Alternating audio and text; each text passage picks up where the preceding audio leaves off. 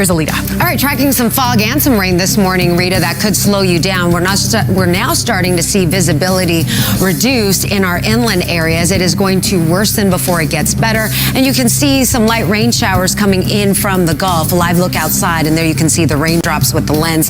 This morning, 60% chance for some wet weather, but climbing as we get into Thursday. The latest on Future Track, and of course, that all-important hour-by-hour forecast coming up on the other side of the break. Don't go away. But we do need to stay weather aware, not just today, but tomorrow. There's actually a threat for tornadoes tomorrow, Rita, so we'll definitely have to stay weather aware. We've got about a 2% chance for some of those thunderstorms tomorrow to rotate, and because of the threat of severe weather, we've went ahead and issued an ABC13 weather watch day, and I'm starting to get more computer model data that some of these thunderstorms will be scattered in nature, and they'll start tomorrow afternoon. Before we talk about Thursday, let's talk about what's happening right now, because some of you just tuning in are thinking, all right, what do we got going on today, Elita? We've got some rain, we've got some fog, and that's potentially going to slow you down, especially in some of those school and bus zones. So please be careful for the kids that might be walking or riding their bikes to school.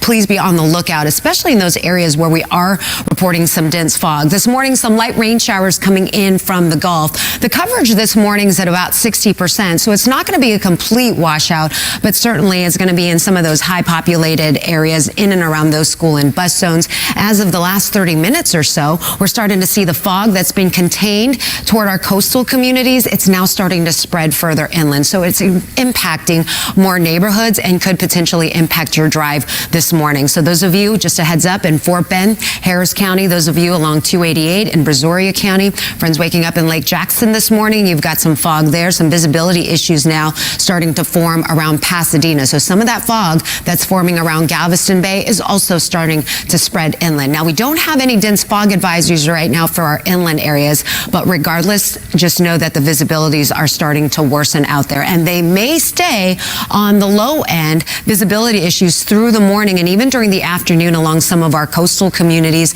And then the redevelopment of that fog is going to continue to push inland well into the overnight hours until a cold front blows through sometime tomorrow. Out the door this morning, we've got temperatures generally in the upper 50s, and today, despite not seeing sunshine, we've got that southerly breeze that's going to warm temperatures in the 70s.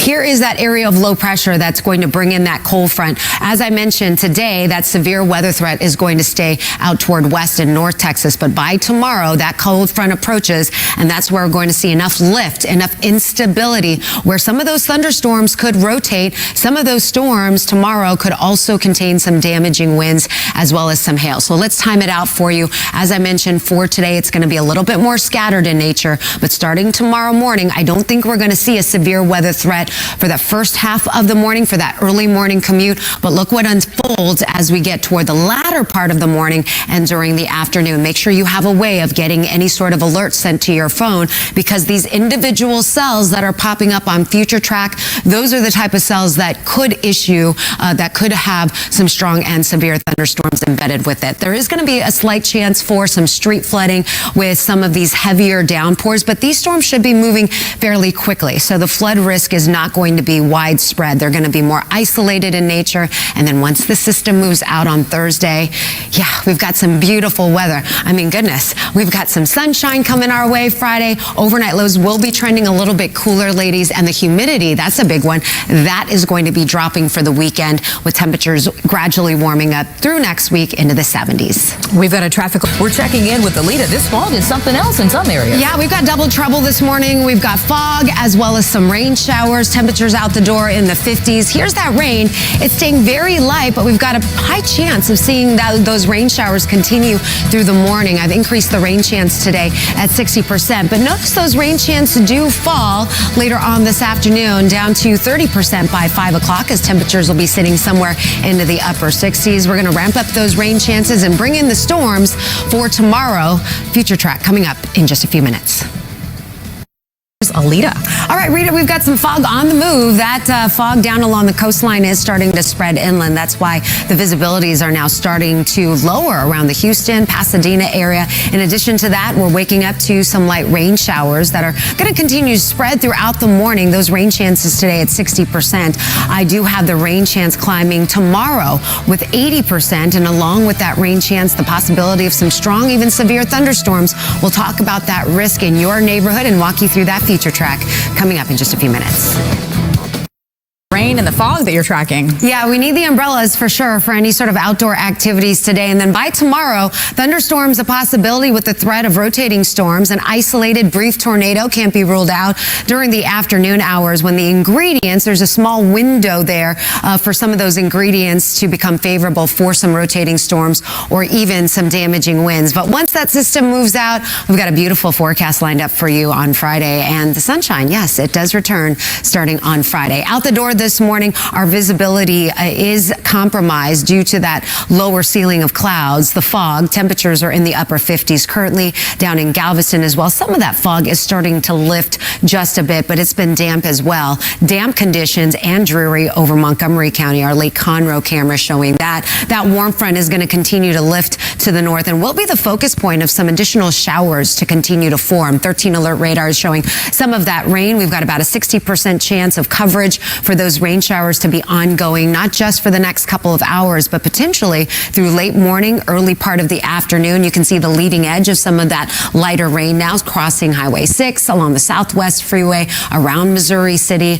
Those of you waking up around Siena, a few light rain showers there. And even if you're not seeing the rain on the radar in your neighborhood, there's probably some sprinkles or some mist because the atmosphere is really, really moist this morning, very saturated. And when you look at future track, we'll see some additional rain showers coming through, kind of splashing and go type rain showers. It won't be raining all day long, but you will encounter a few of those raindrops. Here's a quick look at the fog where it's not just confined to our coastal communities, but it will be spreading further inland. And unfortunately, it looks like some of that fog may be stubborn to clear, especially for those of you along our coastal communities. We'll see some of that fog still spreading overnight tonight into tomorrow morning ahead of that frontal boundary. Now that front will eventually get the push that it needs to move into southeast Texas on Thursday. Today, that frontal boundary will be making its way across West Texas. That's where we have a severe weather threat. That severe weather threat will shift into southeast Texas, portions of Louisiana with a level 1 and level 2. Just a higher probability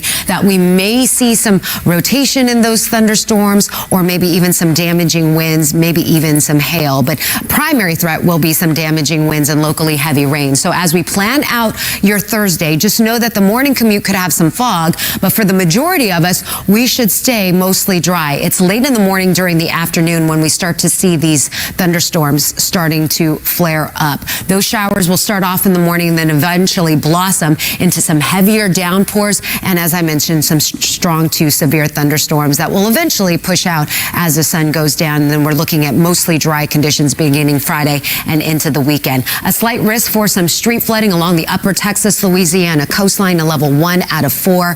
Take a look at the remainder of your forecast. Friday, Saturday, Sunday, those temperature readings, humidity, they'll all be falling. By the afternoon hours, temperatures will warm into the 60s through Saturday, and then we get that nice warm up, kind of a spring-like feel for you for next week. But before you start getting excited, like, oh my gosh, spring has sprung. No. There's still some model data that we could see some additional freezing temperatures coming up here in the middle or even latter part of February. Typically, some of our coldest temperatures happen in February, so don't get too excited. We just have a nice brief little warm up coming up here for that first full week of February, ladies. Okay, thanks for the